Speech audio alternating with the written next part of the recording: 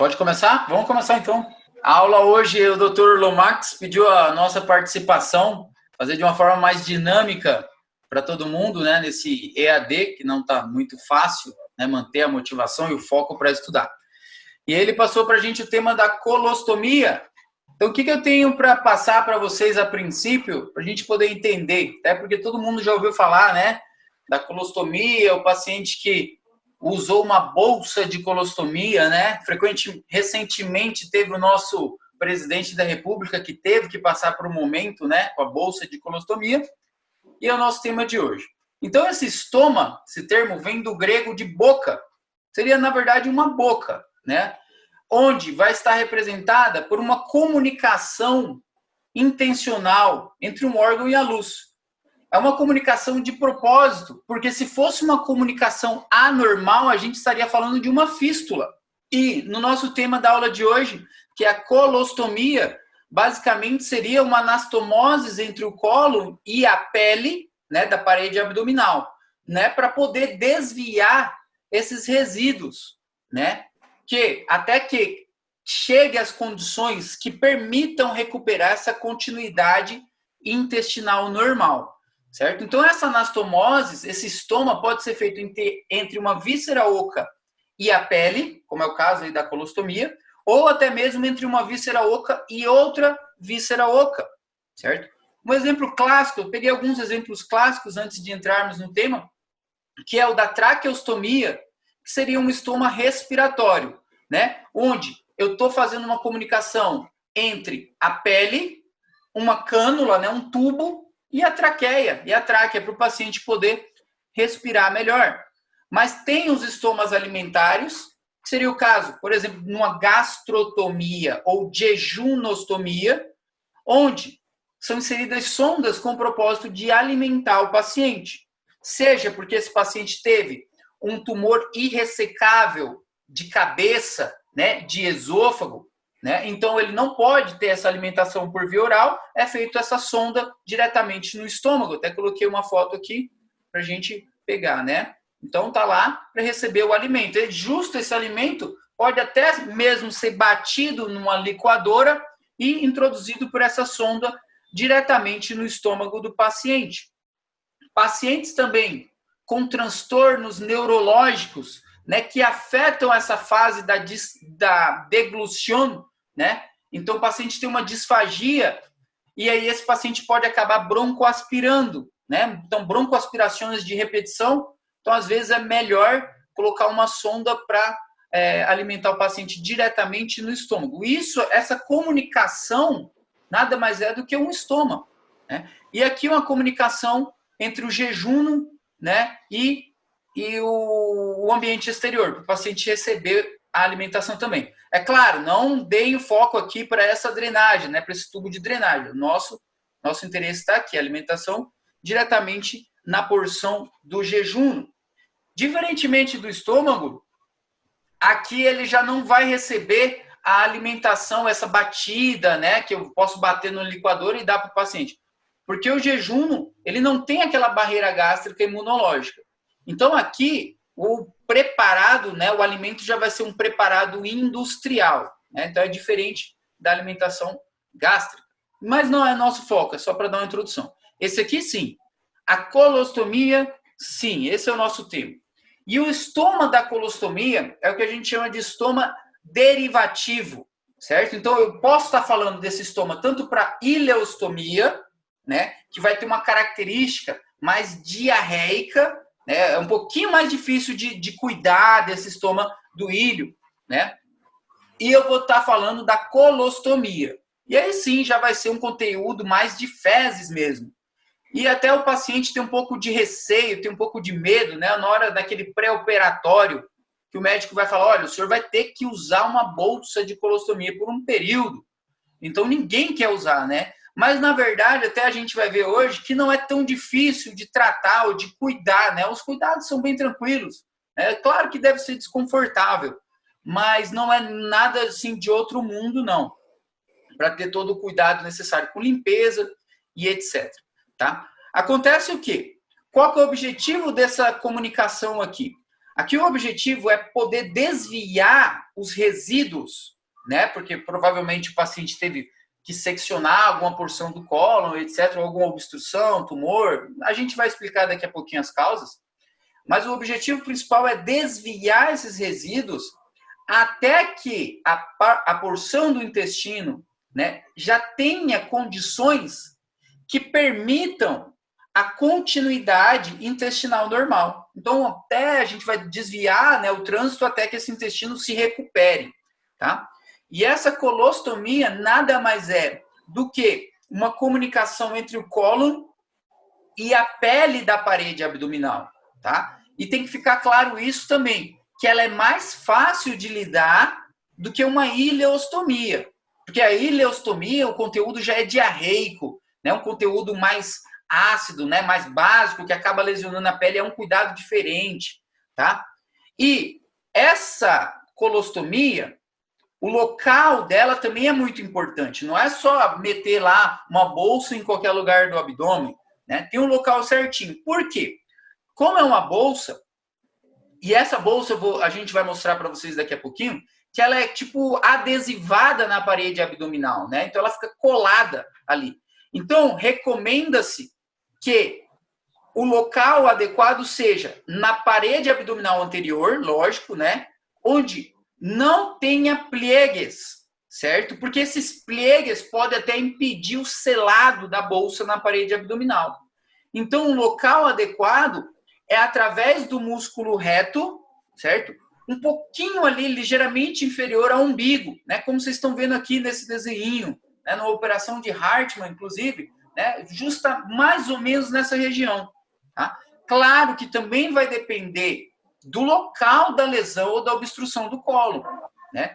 Também se recomenda que, se o paciente tiver uma obstrução, né, a nível do reto, por exemplo, essa parte de cólon sigmoide mais distal ali para o final, o primeiro ponto antes da obstrução, certo? É onde a gente tem que exteriorizar esse cólon para fazer a colostomia. Então, se eu tenho uma obstrução aqui, eu tenho que fazer o primeiro ponto antes dessa obstrução, tá? E eu tenho que exteriorizar, pegar a alça mesmo lá de trás e trazer ela para perto da pele, né? Então é algo que não é tão fácil também, porque depende da região, tá? Aqui tem algumas peculiaridades. E antes de fazer essa operação também, tem toda a questão do pré-operatório, né? Da conversa do médico, as orientações do médico para o paciente.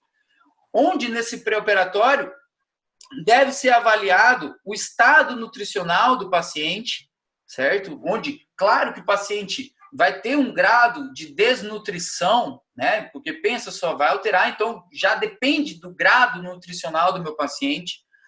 Tenho que ter uma assessoria pré-operatória justamente para explicar sobre o cuidado que esse paciente vai ter com esse estômago, com essa bolsa, né? Então, explicar para limpar, para trocar, como vai funcionar, familiar, ou se esse paciente tiver condições de contratar, né, uma acompanhante ou algo do tipo, né?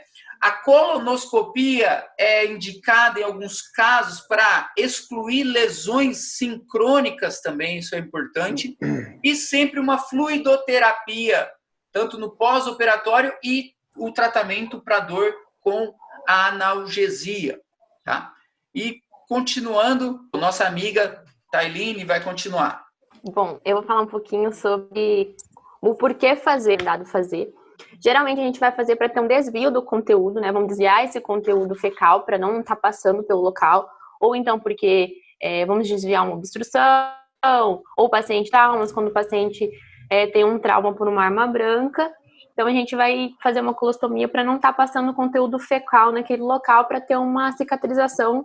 Vamos tentar ter uma cicatrização mais rápida para não estar tendo contaminação com o conteúdo fecal. Geralmente é feito a colostomia quando tem um câncer obstrutivo, quando tem um flemon do sigmoide, e o mais recorrente assim é quando é feita uma protectomia da parte perineal, que geralmente quando tem um câncer retal, que daí é a bolsa de Hartmann onde é o mais feito. E por traumas de arma branca também, que é o trauma abdominal, que foi um exemplo que o Angel deu também. Pode passar, gente. Agora a gente vai falar um pouquinho dos tipos de colostomia. A gente vai ter a terminal, que eu vou exteriorizar, fazer realmente uma boca do intestino, né? E a em alça. E também tem o tipo clínico, que ela pode ser uma bolsa temporária ou então uma permanente. Geralmente, a temporária é quando, igual por traumatismo de arma branca e tal, e a definitiva como a bolsa de Hartmann, quando já teve uma prostatectomia total, ou então parcial, e foi fechado o munhão retal, né? Então, daí a gente vai fazer a bolsa de Hartmann, que é a mais comumente, que daí já é definitiva. A em asa, geralmente, como a gente tá vendo aí o exemplo, a gente pode usar a varilha, que é um negocinho que vai por baixo da asa e vai ficar ali mais ou menos uns 5 dias para fazer essa asinha. Mas para eu prevenir uma obstrução, ou então para eu não deixar que eu já tenho uma colostomia lá na frente, e para eu não deixar que piore ou que tenha alguma complicação, eu faço também uma colostomia de alça um pouquinho anteriormente, para não ter esse tipo, ela vai descomprimir essa rama do cólon que pode talvez causar uma obstrução.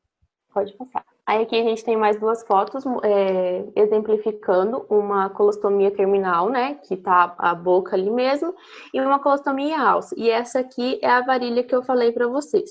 Geralmente fica essa varilha aí em torno de 5 dias. Depois ela é retirada. A partir do 6º dia, mais ou menos, essa alça ela vai ter uma retração novamente para dentro do intestino, o que pode conteúdo fecal. Anteriormente disso não é passado, porque ela está toda exteriorizada. E aí vai ter uma prevenção ali de uns 5 dias, mais ou menos, que não vai estar passando nada. O cólon distal vai estar livre de qualquer tipo, só de fezes. Pode passar. Aí falar um pouquinho da ileostomia, que geralmente ela é igual à colostomia, só que ela tem uma característica diferente, porque ela sempre tem que exteriorizar um pouco a mais do intestino para fazer o estômago, porque o íleon ele tem mais conteúdo gástrico. Desse fato, se nós não fizermos essa maior exteriorização, pode causar lesões na pele, por conta do conteúdo gástrico. Agora eu vou pedir para o Andy. Andy, volta lá naquele slide que eu te pedi lá, que tem os tipos, eu vou falar os locais, que é no cólon descendente, que é o que eu falei, onde é o maior feito a bolsa de Hartmann. Porém, pode ser feito no cólon ascendente, pode ser feito no transverso. O transverso geralmente é feito mais a diasa, pode ser feito no sigmoide também, e pode ser feito no íleon. Porém, no íleon, no cólon ascendente e no transverso, eles são um pouco mais complicados, porque o conteúdo fecal desses locais, eles são mais líquidos. E o peristaltismo é muito maior, o que dá maior predileção para acontecer prolapso através do estômago, por causa da maior mobilidade do colo. E pelo fato de o cólon descendente já teve uma maior absorção de nutrientes e de água. Quando é feito colostomia no íleon, no ascendente, no transverso, é necessário que o paciente ele introduza mais água e também, às vezes, até cloro, porque a absorção dele vai ter sido menor. E elas são menos rotineiras. O problema também da direita e da transversa é que, como elas são muito líquidas, e elas são mais fétidas também pela falta de absorção. As transversas, geralmente, como eu falei, que elas são mais usadas a de alça, para descomprimir, tá com uma obstrução no cólon descendente, vamos lá e vamos fazer uma colostomia de alça no cólon transverso, porque ele é mais móvel, vai ter uma maior facilidade para fazer a de alça, e vai descomprimir essa possível obstrução. Só que o problema aqui é que ela pode causar ela pode comprimir ali e pode, às vezes, necrosar por causa dessa compressão, por causa da mobilidade desse colo. Acho que minha parte terminou, acho que agora já ouvi. É isso. E como a gente está falando de uma cirurgia do aparato gastrointestinal, como a gente vai abrir esse cólon, tem um grande perigo de infecção. Como a gente vai estar fazendo uma cirurgia onde a gente está falando que tem muita matéria fecal, que a gente vai estar impedindo o trânsito dessa matéria fecal, a gente tem as complicações intraabdominais, que a principal é o abscesso intraabdominal, que causa em mais de 10% dos pacientes, e que geralmente se trata com uma drenagem percutânea, em caso de não se complicar. Caso se complicar, vai gerar toda a peritonites, aí tudo mais, tem que fazer todo o lavado peritoneal, enfim. Geralmente a gente pode ter uma fístula também, que é a comunicação anormal, como o Angel falou, né? Em 1 a 3% desses enfermos. E geralmente elas, como fala aí no slide, elas se cicatrizam espontaneamente. E além disso, a gente tem as infecções da própria ferida interna do cólon e também a ferida cirúrgica, né? Que é o estoma. Que no próximo slide já vai ter algumas... Pode passar. Aí já seriam as complicações do estômago também, né? Que a gente tem que ficar atento ao caso de uma sepse peristomal. A gente tem que ficar atento a qualquer sintoma de infecção, de uma febre, sinais de inflamação, para isso não se complicar ainda mais. E tratar o mais rápido possível, né? No caso de uma necrose estomal, como a Karine acabou de falar, por uma compressão de tecido ou às vezes por falta de irrigação mesmo das próprias artérias colaterais. A gente pode ter uma retração da colostomia também, às vezes por uma própria compressão da pele, tentando se cicatrizar, né, por segunda intenção. Uma evisceração a gente pode ter também devido ao aumento da pressão intraabdominal, um peristaltismo muito forte. Isso tudo pode acarretar que essas vísceras se prolapsem e causem essa exteriorização do nosso intestino. Hemorragia a gente pode com certeza ter numa cirurgia, né? Que a gente vai estar abrindo, às vezes o paciente pode ter tomado algum fármaco que não esteja coagulando direito e pode causar hemorragia. A fístula, como a gente já falou, a obstrução, são todas complicações que a gente tem que ficar atento devido a essa cirurgia que a gente vai estar realizando aí, né? Pode passar. Além disso, a gente, como a Karine falou, a gente pode ter as dermopatias ali, que está mais para a direita aqui em cima. No caso de ser uma colostomia no íleon, né? Por causa do suco gástrico, pode cair na pele, acabar vazando um pouco mais, e isso gera uma irritação na nossa pele. O prolapso ele é meio raro de acontecer, segundo as literaturas, mas pode acontecer. E ficar atento a qualquer perfuração também do nosso cólon, tem um extravasamento intraperitoneal, isso daí vai gerar uma série de complicações muito grave e vai ter que submeter o paciente a um outro tipo de operação. Já não vai mais ser o tipo de operação que a gente estava fazendo para ele ter uma melhor qualidade de vida e tudo mais. Então, se complicar e evoluir para uma peritonite, vai ser pior. A eventração também ali, peristomal, né, que seriam a própria tumoração causada por todo o trato gastrointestinal. E os tumores, que a gente tem que ficar atento também, podem ser causas de gerar uma colostomia, ter que fazer a colostomia. Pode passar? Aqui vai ter um videozinho bem demonstrativo de como que a gente vai realizar essa colostomia. Vai mostrar da colostomia do cólon descendente, da ileostomia e dos transversos. Sempre no caso da ileostomia, tem que deixar ele mais alto um pouco, né? Porque vai ter duas bocas funcionantes. Sempre vai ter duas bocas à mostra, à vista. Uma vai estar mais alta e essa é a funcionante. E a de baixo, no caso, ela vai ser a que não funciona. Só que aí vai mostrar primeiro a da terminal.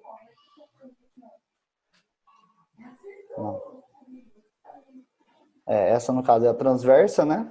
Que se faz no cólon transverso.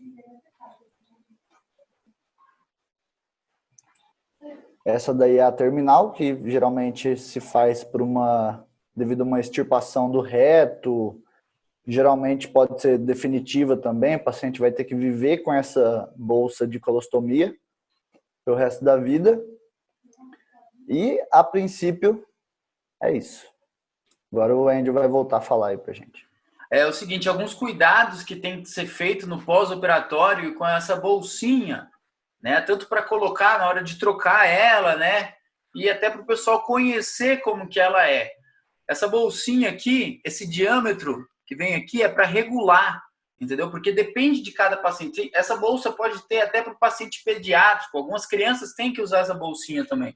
E esse diâmetrozinho aqui é medido na colostomia. E aí você corta aqui de acordo com o tamanho da lesão, né, para poder encaixar. E essa partezinha aqui é como se fosse um adesivo, certo? Você vai tirar, aqui tem uma cola adesiva. Por isso a importância daquela fixação na parede anterior num local que não tenha pliegues, para que essa cola consiga fixar nessa parede abdominal. E também recomenda-se que nunca se deve supostamente melhorar essa fixação com esparadrapo, né? Dizem que em alguns lugares, às vezes, algumas pessoas tentam melhorar, vê que meio que está descolando, sabe? Aí o paciente não quer trocar, aí ele pega e enche de esparadrapo, tá? Não, isso daí tem um tempinho certo e ele é retirado bem tranquilo também. Não é algo tão difícil de ter essa manutenção. Isso aqui é um clamp, como se fosse um grampeadorzinho que prende a bolsa, né, para terminar o preparado, né, para deixar ela fechadinha. Então é utilizado esse clamp. Então o material basicamente é esse, uma tesoura para cortar na medida adequada. É claro que aqui é meio difícil de cortar. Também se recomenda uma tesoura sem ponta para, o cara às vezes vai cortar e fura a bolsa sem querer, né? Uma tesourinha sem ponta, é um pouco duro para cortar, tá? O clamp, né, para clampear ela e manter ela fechada. A limpeza do local, isso é importante também. É com uma gaze e soro fisiológico, nada de álcool. Imagina o cara tacar álcool na ferida dele, o cara vai gritar de dor. Então é só soro fisiológico ou água, né? Mas nunca álcool, para fazer essa limpeza periestomal. Certo? Então é medir, cortar, né? Depois colocar o clamp. E sempre limpar com água limpa. Sempre água limpa. Manter a limpeza e depois do período recomendado pelo cirurgião, né, pela equipe, fazer a troca. Não é algo tão trabalhoso. Dizem que a da ileostomia é bem mais trabalhosa, né? Tem que tomar um cuidado. E nesse pós-operatório também tem alguns parâmetros a levar em consideração para terminar, né? Do estado desse paciente em si. Então, vem desde aquele pré-operatório. Na hora que eu selecionei o meu paciente, que passei pelo aval do anestesista, do cardiologista, toda aquela avaliação a respeito do aspecto nutricional do meu paciente. Então, essa seleção é muito importante para o pronóstico nesse pós-operatório do meu paciente. Sempre eles recomendam também uma cirurgia minimamente invasiva, né? Então, quanto menos dano eu causar para fazer esse processo, vai ser melhor para essa recuperação.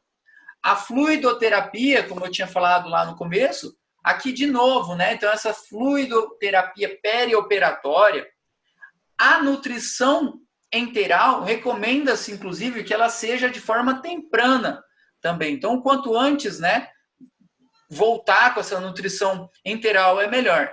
A ambulação também vai ser de forma temprana e cuidar sempre com a analgesia pós-operatória, para o paciente não ficar sentindo muita dor, não ficar muito incomodado, né? São algumas recomendações nesse pós-operatório, né, que tem que se levar em consideração para cada vez melhorar o pronóstico dessa cirurgia para o nosso paciente. E aí, acho que foi isso, doutor. Nosso agradecimento ao senhor pela oportunidade, não puxando o saco, que isso daí é coisa com o Ivan.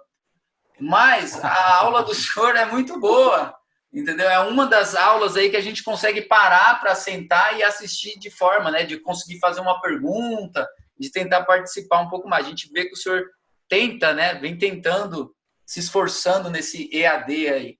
Alguma coisa a agregar aí, doutor? Muy linda está la presentación. Mis felicitaciones a los tres, a Ángel, Iván, Karine.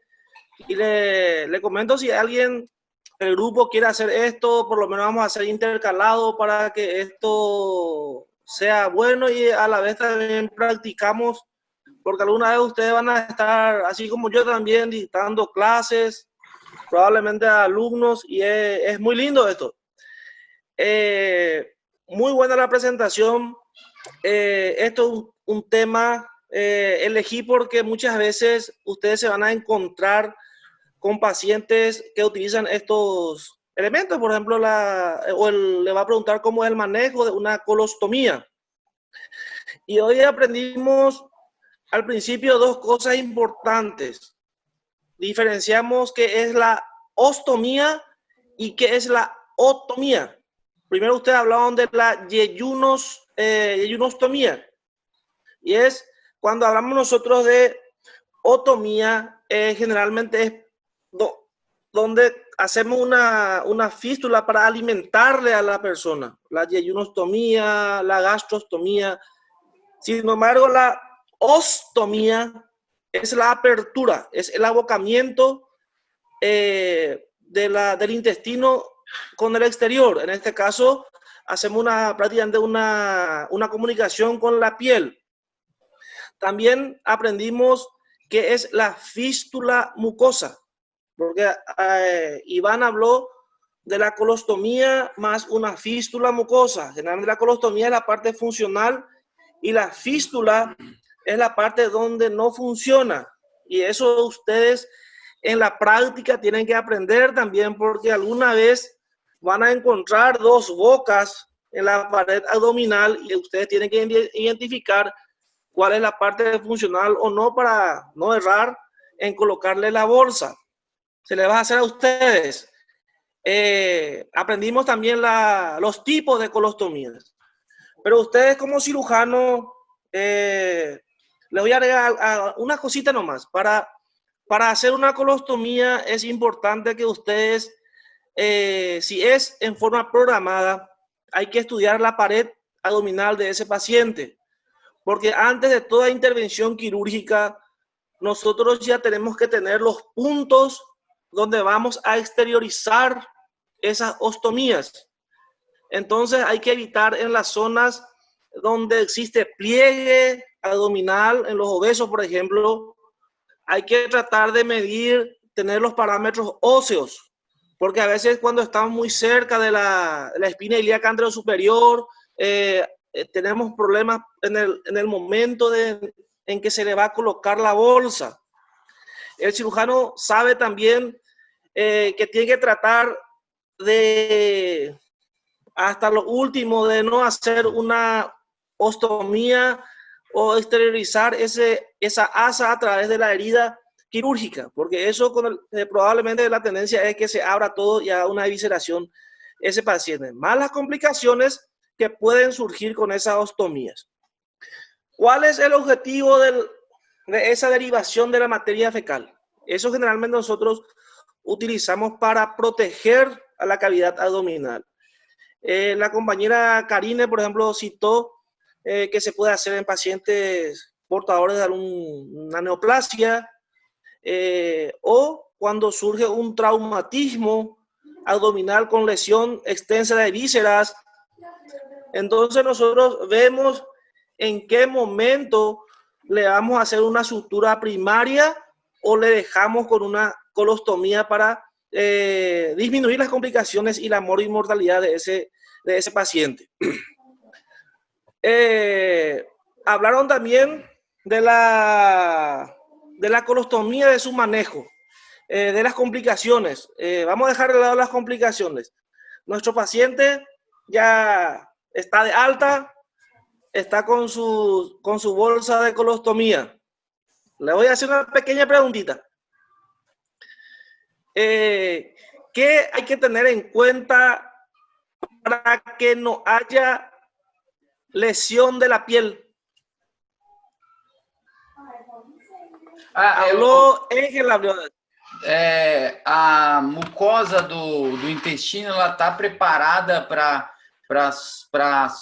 aguentar essa acidez e tudo. Então, recomenda-se que na cirurgia deixe um pouco a parte da mucosa para fora, para que ela não, para que essa acidez não chegue a afetar a pele circulante ali da ostomía.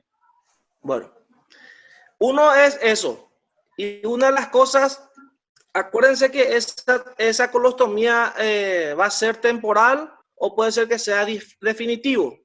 Entonces, hay que tener en cuenta cómo se comporta. Uno es esa mucosa intestinal y más el manejo de las bolsas. Es importante que se le coloque las bolsas con el agujero adecuado. Así como vos estabas explicando, Ángel, de hacer un corte y que esté lo más cerca posible de la ostomía. Entonces, con eso se evita que el líquido intestinal esté en contacto con la piel. Hay preguntas que le va a hacer el paciente.